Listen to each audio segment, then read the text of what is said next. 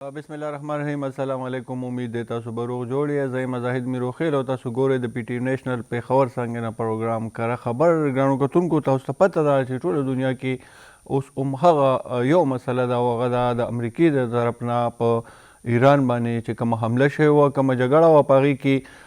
دا واقعیت چې کوم دي دا 28 فروری نه چالو شوی او بیا ظاهره خبره ده چې کوم صورتحال او پاغي کې ډیر ملکونه مینس کې راپریوتل پاغي کې مونږه کو ګورو نو مشرقي وسطا یعنی چې کوم منځنۍ ختیځ ملکونه دي پاغي کې هم بیا حمله وشوي او هغه تنصیبات وشتل شو نو د سره ټول پاکستان چې وو د ټول نه زیات متاثر یو په دی وجو چې یو طرف ته د گاونډي ملکو ایران بل طرف ته کوم ګورو مشرق وسطا سره د پاکستان خاص کر سعودي عرب سره یو ای او نور کوم ملکونه چې دي ټول سره د پاکستان ډیر نه تعلقات دي او دا غینه علاوه د امریکای سره مونږ کو ګورو نو پاکستان اوس وخت کې په بهترین تعلقاتو کې دا ټول داسې ملکونه چې د اثرات ظاهر خبره د پاکستان تراتلو ټول نه غټ اثرات بیا ځکه هم راتلل چې کومه بحري راهداري ده په کم کې چې د جنوبي ایشیا تقریبا 80% انحصار دی د سامانونو نو هغه هم بنده ده او د هغې په وجه هم پاکستان ډېر زیات متاثره دی پاکستان مینس کې سهولتکاري کوله بیا د هغې نه پس ظاهره خبره ده پاکستان کوششونه وکړو د دواړو ملکونو ترمنځ د روغې او په هغې کې د اسلام آباد کې پیل یو دور شوی او نن متوقع یو دور چې په اسلام آباد کې وشي په دې کله باندې خبرې اترې کوو موږ سره په سټوډیو کې موجود دي فرید الله صاحب تاسو ته هرکلی فرید الله صاحب بیورو چیف دی او ټي وي او د کشان موږ سره موجود دی ظاهر شاه شیرازي صاحب تاسو ته پروګرام کې هرکلی شیرازي صاحب ظاهر شاه شیرازي صاحب هم بیورو چیف دی فرید صاحب که زه تاسو نه دا تپوس وکړم چې کم د 28 فروری نه پس یو لګېدله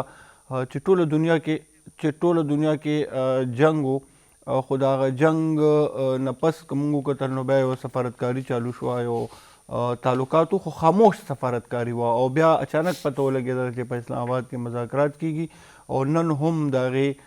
خبرې اترې کېدلې نو تاسو څه ګڼئ چې د پاکستان کم تعلقات وو هغه څومره پورې هغه اثرانداز شو په دغه جنګبندي خو وشوه دویمه پیره مو شوه نور حالاتو باندې څومره اثرانداز شو پاکستان بسم الله الرحمن الرحیم ډیره مننه زاید میروخیل صاحب د پاکستان کردار خو ټولې دنیا ته پته ولګېدله چې پاکستان د پازیټیو کردار ادا کولو ټوله دنیا یې د یو جنګ نه بچ کوله تاسو وګورئ چې باوجود د پاکستان د دې هلو ځلو نه د دې منډو نه خپل وسایل هر یو څیز چې دی که هغه میډل ایسټ دی نو هغو سره هم خبرې که هغه ایران دی نو هغو سره هم خبرې امریکې سره هم خبرې په روغ نیت باندې دا درې کسان د پاکستان چې دی که فیلډ مارشل دی که زموږ پرایم منسټر دی چې دوی کومې منډې وهلې د دې بنیاد یې صرف دا و چې ټوله دنیا د جنګ نه بچ کی د تباهۍ نه بچ کی او یو خبره ده چې باوجود د دې چې د دې دغه منډې او دغه هر یو څیز چې دی دا اوسه پورې روانې دي خو نن وګورئ تاسو په ټوله دنیا کې د انرژي کرایسس دی او د انرژي کرایسس په بنیاد باندې په هر ملک کې کم چې د ضرورت سامان دی که هغه د خوراک دی او که هغه ټرانسپورټیشن دی او که هغه د جاز کرایه ده د الف نه والې تر دې پورې هر یو څیز ګران شوی دی خپله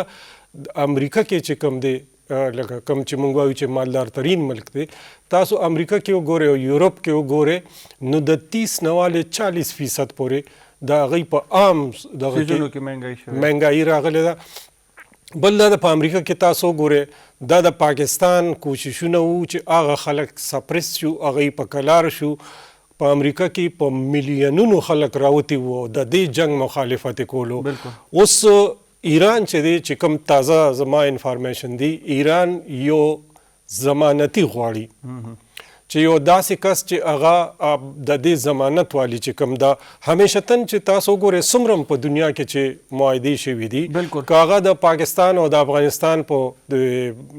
سعودي عرب کې معاهده شوې د هغې باوجود هم هغه پوره شوې نه ده هغه باندې عمل هغسې نه دی شوی او داسې نور د جنوا معاهدې وګورئ یا ډیر داسې معاهدې داسې دي چې په هغې کې 15 یا 6 په شمېر باندې هغې باندې عمل درآمد شوی دی باقي باندې نه کېږي خو وقتي طور باندې ټولې دنیا زاهد صاحب چې کوم ځای کې اقوام متحده ناکام شوه، چې کوم ځای کې OIC ناکام شوه، چې کوم ځای عرب لیگ چې دی پته ونه لګېده، G8 چې کوم ملکونه دي چې هغه یې پته ونه لګېده، په هغه نظام کې او په هغه وخت کې، په هغه سخت وخت کې پاکستان چې دی، خو اوس ایران ته دا یاره ده چې که فرض کیه اصل پارټي خو اسرائیل ده، او اسرائیل چې دی نو یو بې اعتباره ملک دی او یو اګریسیو ملک دی، څه ټایم هم څه کولی شي، اینی ټایم څه کولی شي. د یارې تاسو وګورئ که نه چې کله د ټولو نه غټ اچیومنټ څه دی، د امریکې نایب صدر او ورسره دوه ملګري نور چې کوم عهدهدار دي او ذمهدار دي، زوم هم دی، لکه هغوی دلته راتلل او دغه معاهده ته په میز باندې کېناستل چې دی، دا ورکوټې دا بل یو ملک یا بل چا نشو کولی. بیا په دویم ځل چې کوم معاهده وه، ایران چې کوم ټیم راتلو، نو تاسو وګورئ چې پاکستان ته هم دا یره وه چې داسې دی، او د اسرائیل اوس خبرونه راځي، تاسو وګورئ په سوشل میډیا چې د اسرائیل دغه پلانینګ و چې کله د دوی د لیډرشپ راځي او یا اتیا کسانو بالکل، نو پاکستان ته هم دغه انفارمیشن ملو او دغه یره وه چې دوی فضایي سپورټ ورکړو، هغه یا پروټیکټ کړل یا ریم وستل او بوی هم کړو، او چې کله بیا اسرائیل ته دا پته ولګېدله. او زاهد صاحب زه دې جنګ ته په بل نظر ګورم، لکه تاسو وګورئ نو د اسرائیل په ایما باندې امریکې 1 by 1 میډل ایسټ کې ملکونه دا نه کمزوري کړ، لکه تاسو عراق وګورئ یو خوشحال ملک، تاسو لیبیا وګورئ یو مالدار ترین ملک، تاسو مصر وګورئ، تاسو سیریا وګورئ، دا هغه ملکونه چې 1 by 1 یو واحد ایران پاتې و، او اوس تاسو بل आवाज راځي د ترکی، نو دا ټول مسلم کنټریز دي. نن که پاکستان ولاړ دی او دا جنگ ودرېږي او ایران، خو بیا تاسو وګورئ اوس په دې جنگ کې د امریکې سټریټیجي څه ده، اکنومیکلی ایران برباد کول، او د وخت سر نه پابندیان هم پې لګېدلي، خو وي هغه پابندیان هم وي، خو د هغې باوجود هم نن چې د دوی کوم شپس دي یا کوم دغه دي، هغه صرف په دې خاطر بندېږي چې د اسرائیل په ایما دوی دونه کمزوري کې چې هلته خانه جنګي شروع شي، لکه څنګه چې په عراق کې وه یا څنګه چې په نورو ملکونو کې وه. نو زما خپل دا خیال دی چې ایران ته پکار دی چې هغوی د پاکستان شکریه بار بار ادا کړي. ایران تیار هم دی، خو لکه د هغه په زړه کې یره دا ده چې بې اعتباره دی اسرائیل که نه. بلکل سر، زه تاسو طرف ته راځم. ظاهرشاه صاحب څنګه چې سر خبره وکړه فرید صاحب چې کله پورې د معاهده ځکه هم نه کېږي چې ظاهره خبره ده په دې کې یو ضمانت والا کس چې کوم دی هغه هم پکار دی، نو ظاهره خبره ده د پاکستان خو نه په ایران باندې هغه اثر شته دی چې یاره پاکستان خامخا هغه راولي او هغه هلته کښېني، او نه امریکا چې د هغې صدر د پاکستان دغه دی چې پاکستان به څه وایي هغه به کېږي. د پاکستان چې کوم کوششونه اوس که د ضمانت خبره کېږي نو د امریکې غوندې طاقتور ملک په څوک ضمانت اخلي، او که چېرې ټیک ته د هغې بیا هم ضمانت واخیستلی شي نو د اسرائیل به څوک ضمانت اخلي؟ مننه زاهد صاحب. اول خو ټول نه اهم خبره دا ده چې آیا دا جنګ واقعي د ایران خلاف د هغه د نیوکلیر انریچمنټ په وجه باندې دی، یا مثال خبره دومره وروستو کالونو کې پلان شوی و چې یو دا ټایم اکنامک ډیوسټیشن شو یا د ایران سټرکچر تباهي ده. بالکل، ولې چې تاسو چې کوم جنګ وګورئ نو غالبا هغه خو د اسرائیل او د امریکې طرف نه امپوز شوی دی په ایران باندې، ولې چې څه داسې خبره ونه په فروری کې هم د یورینیم انریچمنټ خبره هم شوې وه، د NPT سیکرټري هم دی، د IAEA چې کوم انسپیکټرز وو هغوی به دلته ابزرویشن ته لار سبق کېدل، ټیک شو نه دي. نو په دې ټولو معامله کې که موږ دا وګورو دا ټایم کې دا جګړه صرف د ایران خلاف نه ده، دا د امریکې د پیسفک چې کوم ریجن دی د دې اصل جنگ دا دی. او که تاسو وګورئ نو دا جنگ د ایران خلاف خپل ځای باندې هغه د اسرائیلي ایکسپنشن پلان یو حصه وه چې یو دلته یو طاقتور ملک و هغه د هغه مقابله کولی شوه. اوس تاسو چې کومه خبره کوئ چې یاره ګارنټي، نو زه خو یم چې د ټرمپ ګارنټي بینګ انسین غونتې پرسنالټي ده، او تاسو ګڼئ چې دا ټایم کې په کانګرس کې په ریپبلیکن او ډیموکریټ دواړو کې یو دا تاثر ورکړی کېږي چې غالبا آرټیکل 25 د ده خلاف استعمال کړی شي او دی ریپلیس شي. نو کېدای شي مطلب پارټي به هماغوی خو ریپبلیکن به خپل یو صدر بدل کړي. تر څو پورې د پاکستان رول دی، د پاکستان رول خو دې کې دویمه خبره نشته چې पाकिस्तान बेशक هغه باندې یو دا الزام لګي چې لګیا دی غالبا د امریکای پوینټ اف ویو ایران ته رسېږي د ایران هغه نه رسېږي ګوري کوم سالس چې کومي هغه باندې خلک ایکسپیکټیشن دواړه پارټیانې کوي اوس مین ایشو څه ده آیا د ابنای هورمز د کلاولو ایشو ده که د ایران د انریچمنٹ خبره ده که نه د امریکای د بدمعشۍ خبره ده اوس دا د هغې شیرازي صاحب هورمز خو دواړو بند کړی دی نو که اوس موږ په ایران ته وایو چې ته کولاو کا نو بل طرف ته خو د ایران هم دا یو دعوه کېږي چې امریکا ولې نه کولاوي امریکا خو هورمز نه دی بند کړی امریکا خو لګیا د انټرنیشنل واټر کې خلک رانیسي لګیا دی هغه یعنی ایون د انټرنیشنل واټر ټریټیز او د سمندري چې کوم د استعمال قوانین دي د هغې نفي کوي لګیا دی بل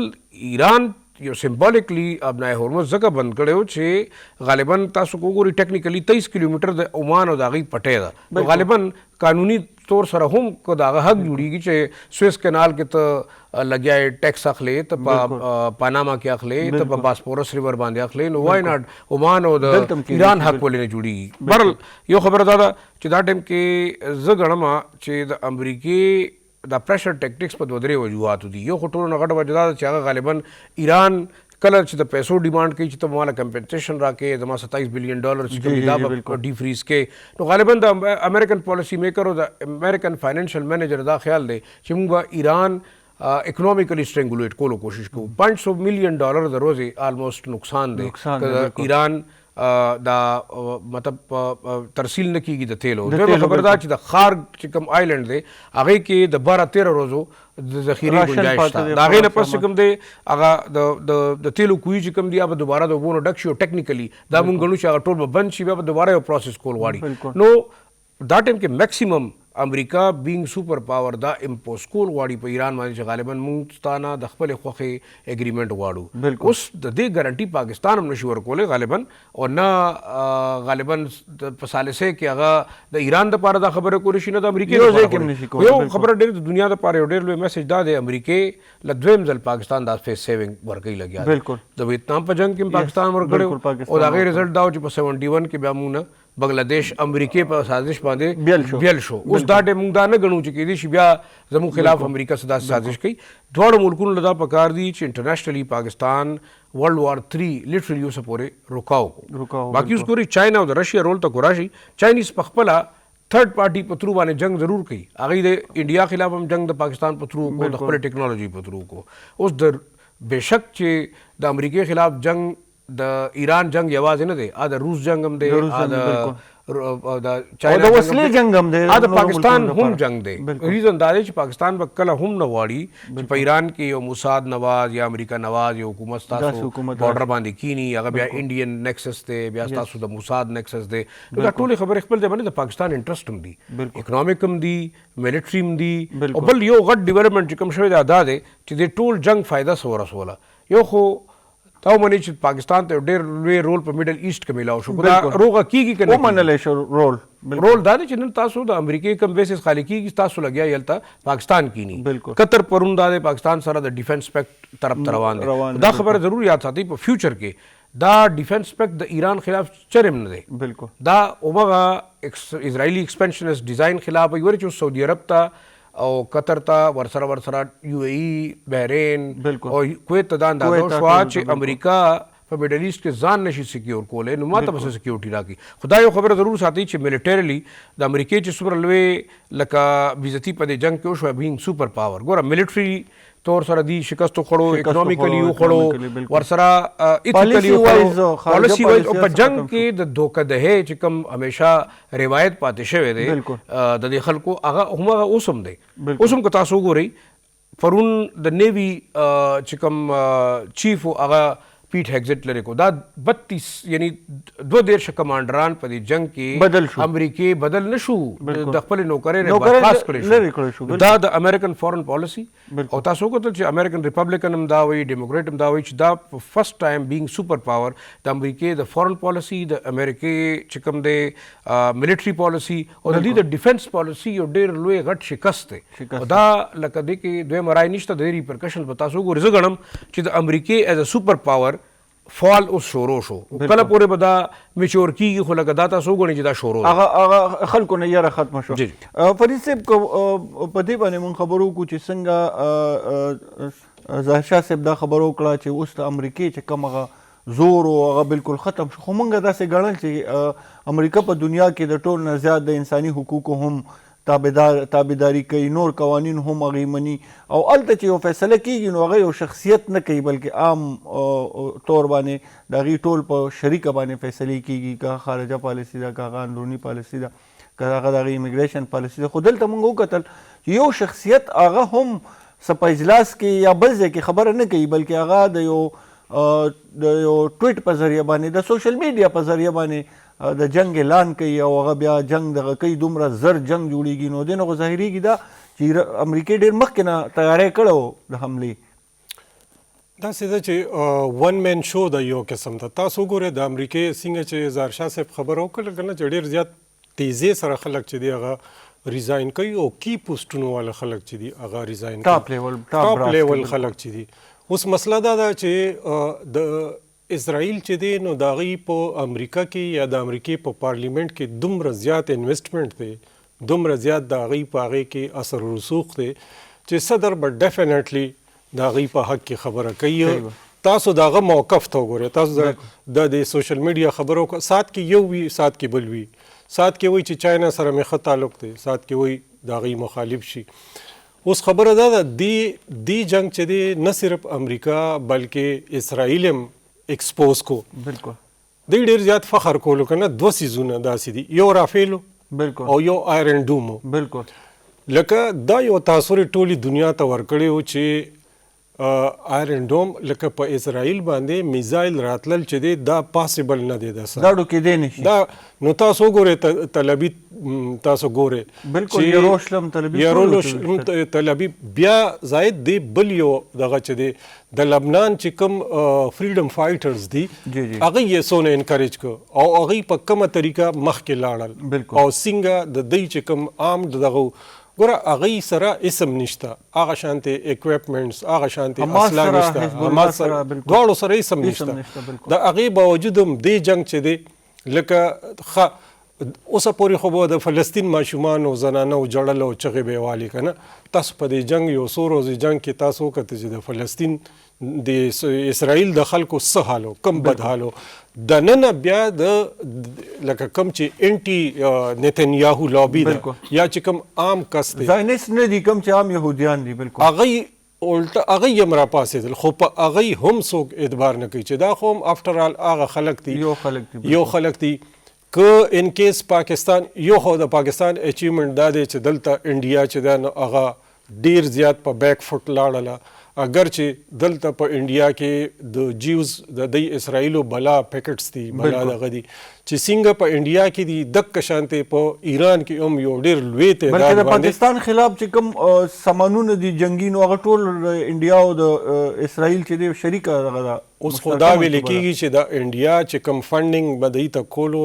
یا کوم اکویپمنټس به ورکولو نو هغې څلور چنده زیات کو. بیا تاسو وګورئ ایران زه نه یم پوه چې لکه دا څنګه داسې وشو، خو که تاسو وګورئ نو انټي پاکستان چې کوم سپایز وو بالکل لکه د انډیا نه راوړېدل پاکستان کې اریسټ شو، کم چې د را ایجنټانو وختن په وختن باندې دغه شانتې په دغه کې اوس چې کوم انډیا روباسي بیا د انډیا کې دننه چې کوم د سوري په ایران کې دننه چې کوم کی پوسټونو باندې خلک دي څنګه هغوی داسې ایزیلی ټارګټ شو او څنګه د هغوی لیډرشپ ظاهره خبره د انټیلیجنس سپورټ حاصلو او مکه پوره حاصلو لکه دغه چې دوی پینیټریټ کړي وو. تاسو چې وختي خبره وکړه که نه چې دا جنګ د اوس نه دی بلکې د دې پلانینګ ډېر د مخکې نه یو واحد ایران او بیا پاکستان چې دی د هغوی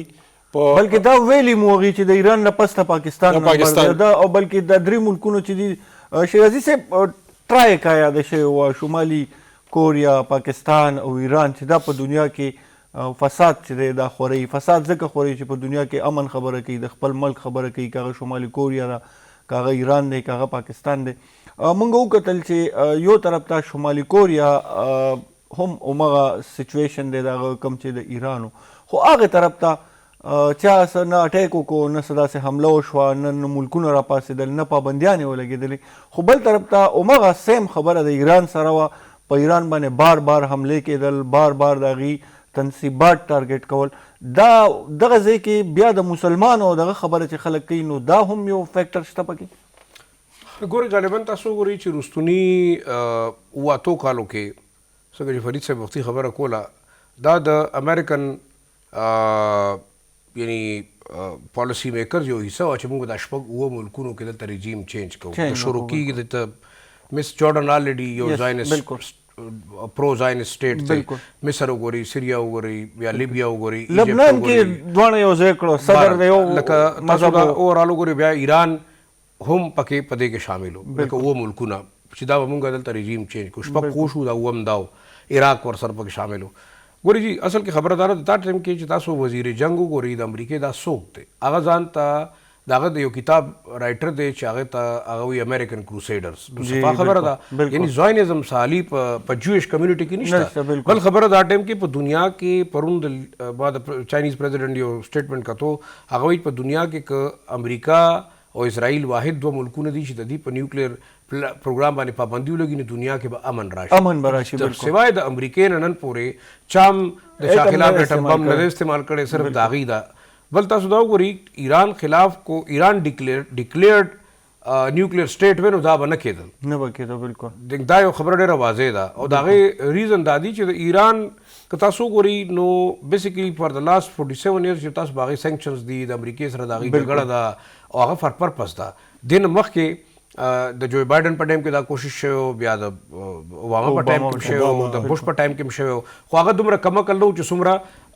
ټرمپ اصل کې مین ایشو دا ده چې ټرمپ دا ټایم کې د دې سچویشن نه هم لګیا د فایده علي د هغه دا ټویټس فرید صاحب په سره اتفاق کوي چې هغه صرف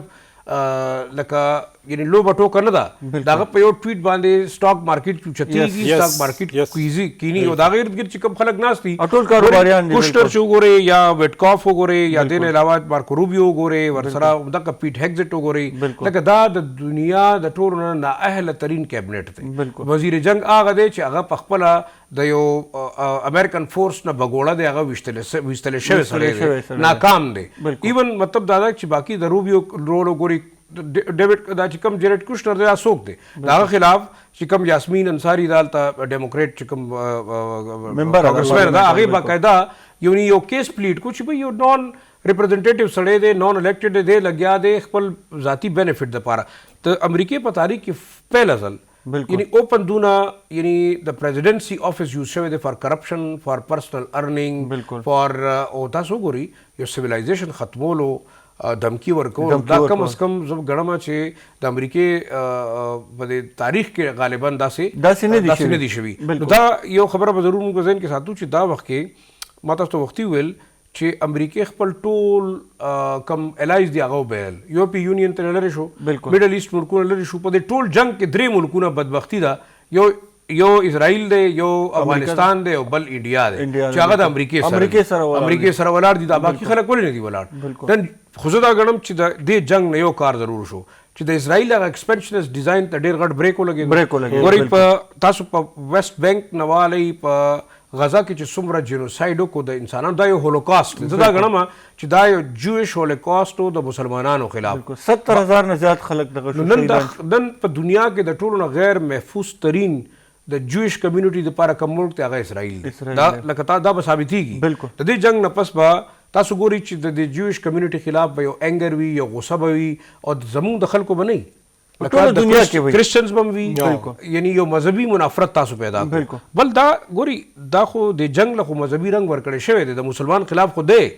دا خو تاسو د امریکن پالیسی میکر وي بیا تاسو ټرمپ وګورئ چې څه طریقې سره هغه په اول افیس کې چې کوم دی ټول پادریان راغوښتل دعا وشوه بیا پیټ هیګزټ دا خلکو ته پریزنټ کوي لګیا دی نو دا همغه صلیبي جنګونو طرف ایون پرون یو بل څیز دا وکړو چې وایي دا کېدل چې د ایران سوري د اسرائیل چې کوم موساد چیف دی هغه ایون په مسجد اقصی باندې د یو میزایل حمله پلان هم جوړ کړو خو بیا هغه ته دا وارننګ ورکړی شو چې د عربونو مسلمانان رکاول بیا د امریکې د بس خبره هم ده یو خبره زاهد صاحب ډېره کلیر ده جنګ به لکه اوم درېږي جنگ به لکه سیټل هم شي د ایران او د امریکې به کېدای شي معاهده وشي چاته به منظور وي پس په دوستانه هم جوړ شي بالکل خو مین مسله دا ده چې د دې جنگ نه پس تاسو ګورئ د دنیا ورلډ آرډر به چینج کیږي بالکل تاسو میډل ایسټ ګورئ دا به چینج کیږي یو زه دا ګڼم چې کېدای شي تاسو سبا وګورئ چې پاکستان قطر سعودي عرب ترکی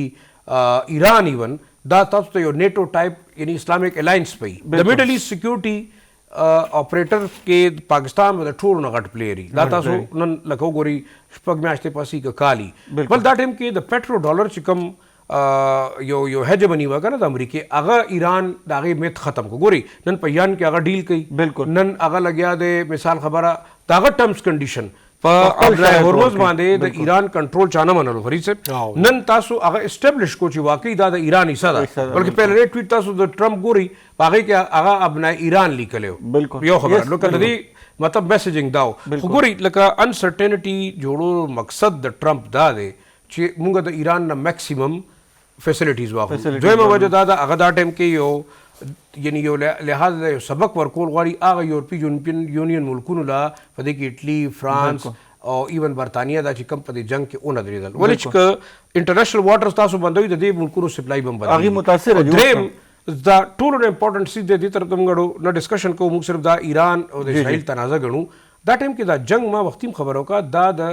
د پیسفیک د کنټرول جنگ دی بالکل ایران بالکل تاسو دا ټایم کې نیوټرلایز کړئ نو دا د چاینا نقصان دی دا د رشیا نقصان دی تاسو ګورئ دوه میټینګز وشو د رشین امبیسډر د شهباز شریف سره او انسایډر دا وایي چې هغې ته کلیر ویلی دي چې جنگ دوباره شروع نه شي نو د دې مطلب دا دی خو یو دا وخت اوس ډېر کلیر شو چې چاینا او رشیا له پکار دي چې هغه دا ټایم کې سټینډ واخلي ولې که فرض که ایران ته مزید اکنامک نقصان رسی د هغه آیل پروډکشن خرابېږي او د دنیا اکانومي بیا چوک کېږي نو دا یاد ساتئ چې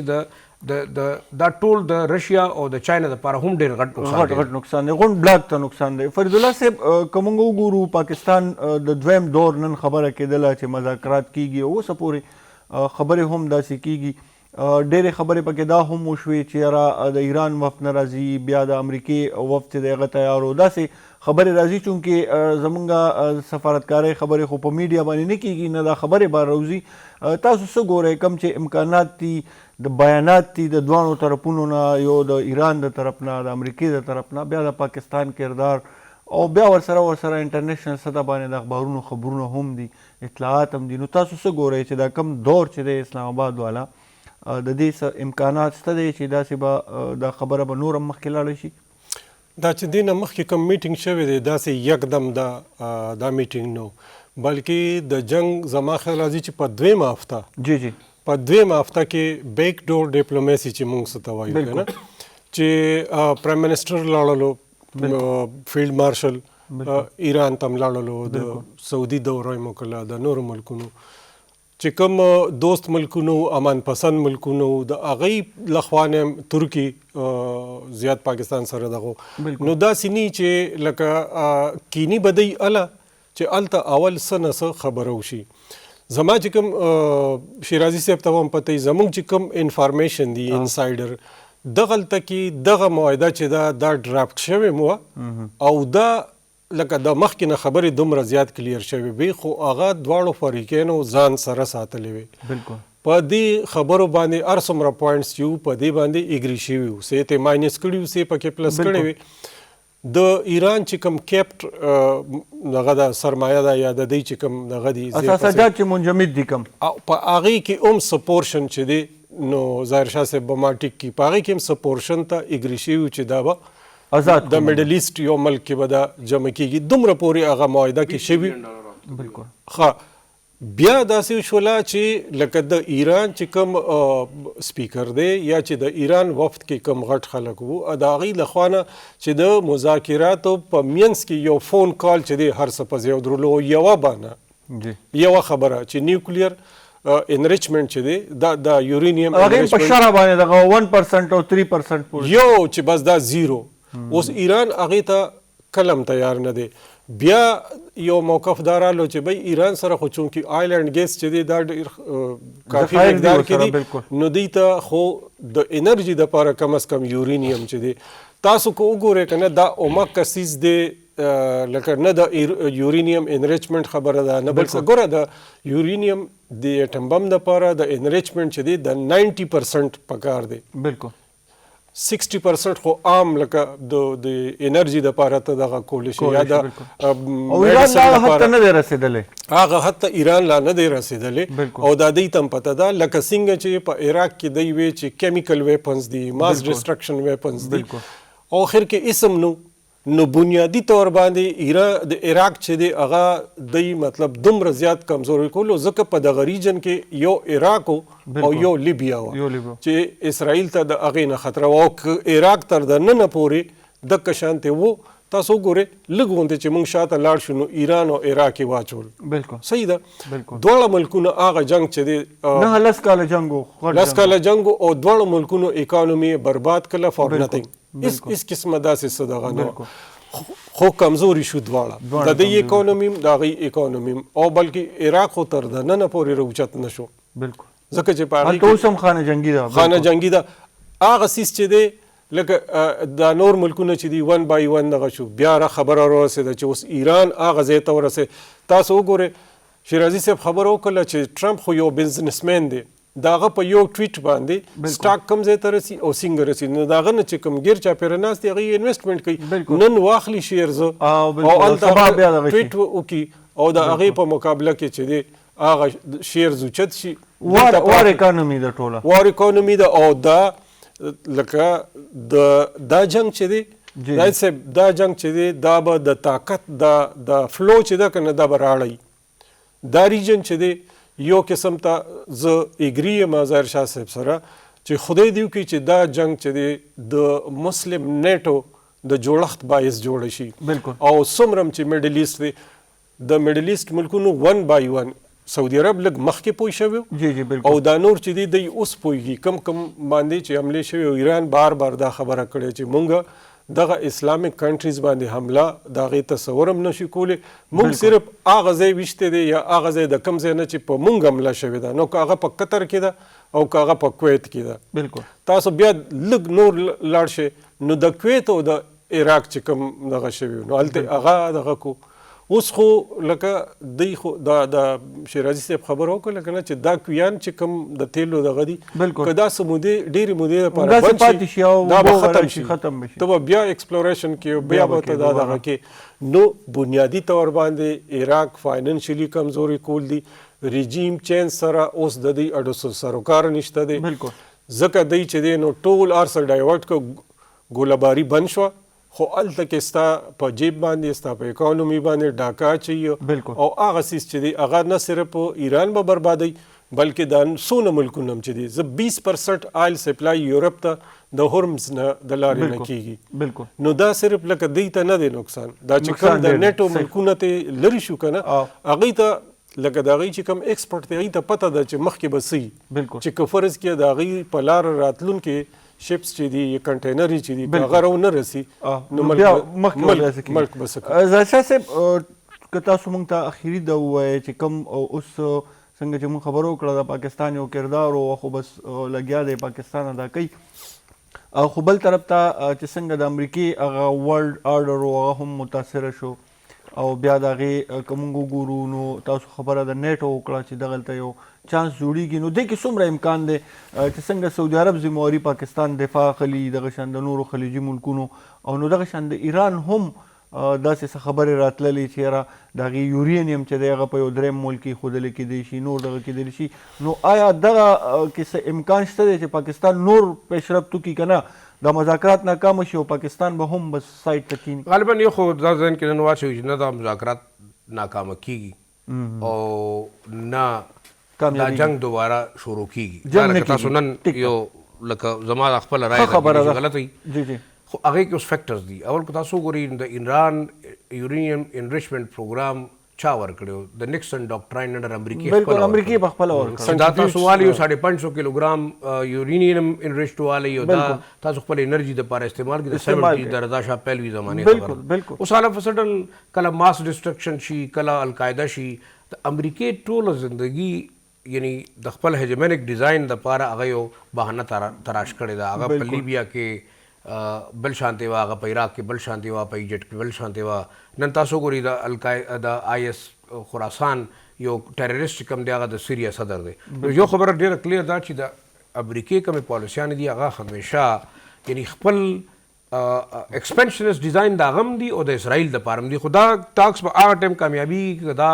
ټاکس وشي د امریکا فرست په بنیاد باندې خدا د اسرائیل فرست په بنیاد کیږي نو دا بیا ناکامه وساتل کیږي ورته چې د اسرائیل نن کوشش ته چې د ایران د تباہی نه پس د میډل ایست ملکونو د خپل مېس کې یو جنگیل شي او د خپل یو بلدان تباہ کی خو د پاکستان رول سو چې هغه قطر او سعودي عرب غونډه غټ ملکونو په دې سیستم کې رانه وصل باقی کویت ایران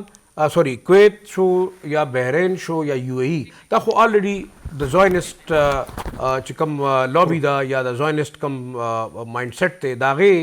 دی لکه فرنٹ اپریشنل بیسز دي نو داغه باره کې د پاکستان کنسرن هم دونه نشته فیوچر دا دی کنن موږ دا خبره کوو چې وی ټاکس کامیاب شي نو غالبا ایران هم تیار دی او امریکا هم تیار ده دواړه خپل ملکونو ته دا ویل غواړي چې موږ جنگ ګټلې دی پاکستان هغه بیس دی چې هغه ته وی چې تاسو دواړو ګټلې دی خو زما خبره ومني خو یو خبر اخیری وکم چې د فیلډ مارشل عاصم منیر باره کې چې د ټرمپ څخه خیالات دي خدایات ساتي چې داغه انفلوئنس دومره شته چې هغه ټرمپ داغه خبره هم مني او کې دې شي مې بي د ابنای هرمز د کلاول حواله سره د یورینیم انریچمنت باندې خو د ایران زیرو ټالرنس دی چې دا مونږ چاله نشو دا زمونږ دی بالکل آی او بل دا چې هغه لارې کولولو کې پاکستان دغه لارې کولاوي دي جی لارې په چام باندې نه دي صرف اسرائیل او په امریکا باندې امریکا ته داغه سب بزنس نشته د اسرائیل خپل انټرست دي هغه لپاره هم دي سو الټرنیټ روټس ګوري الټرنیټ پایپلاینز ګوري د اسرائیل چې کوم پلان دی کنه تاسو ګوري د کیسپین سی شاته تاسو ګوري چې د اوس سويس کینال طرف تمزي التم د ډایورژن ګوري بلکې هغه وی چې تاسو دا تیلو دا پایپلاین په اسرائیل ډایورټ کی چې د میډل ایست ټول ټیل ز کنټرول کوم دا تاسو ګوري د ټول زاینست لابي د پلان دی همیشه دی او د اسرائیل په پلان کې صرف ایران نه دی شامل ایران یو خطر ده باقي تاسو ګوري هغه لبنان ملکونو هم شامل کوي هغه سوریا تم کوي هغه په سعودي عرب تم راتل غواړي هغه ایون مطلب دا تاسو ګوري چې ترکی ته راتل غواړي یو خبره ډیره کلیر ده کو د اسلامي ملکونو اوس هم لکه د عقل کاروالی او د سوشل کاروالی نو غالبا دا سیس بلاکول ډیر ضروری دي بالکل ګرانو کتونکو بالکل ډیره ضروری ده چې اوس دا سلسله بند شي دغه وجدا ده چې او چې کم ترسیل بندې دغه هم پاکستان متاثر کړي خو پاکستان غواړي چې یو طرف ته زمونږ غونډي ملک ته بل طرف ته مشرق وسطا منځني ختیځ کې چې کوم ملکونه دي غي سره تعلقات دي او پتلو کې امریکای سره هم خ تعلقات دي او څنګه چې ظاهر شاه صاحب ویل چې کې دي چې فیلډ مارشل صاحب خپل دومره اثر استعمال کی خپل تعلق استعمال کی چې نورم صورتحال بهتر شي تاسو ته ډیره شکریا فرید الله صاحب چې تاسو زموږ پروګرام کې شرکت وکړو ظاهر شاه صاحب تاسو هم ډیره شکریا چې تاسو راغله او خپل خبرې موږ سره شریک کړې ګرانو کتونکو بیا چونکې نن د مذاکرات ورځ وا ګورو به ان شاء الله چې الله دې وکړي چې اچانک داسې بیا یو صورتحال جوړ شي چې په دنیا کې بیا یو پیرا امن راشي خپل خیال ساتئ د خپلو ماشومانو چاپېریال او مشرانو ډېر خیال ساتئ ماته اجازه راکړئ الله پامان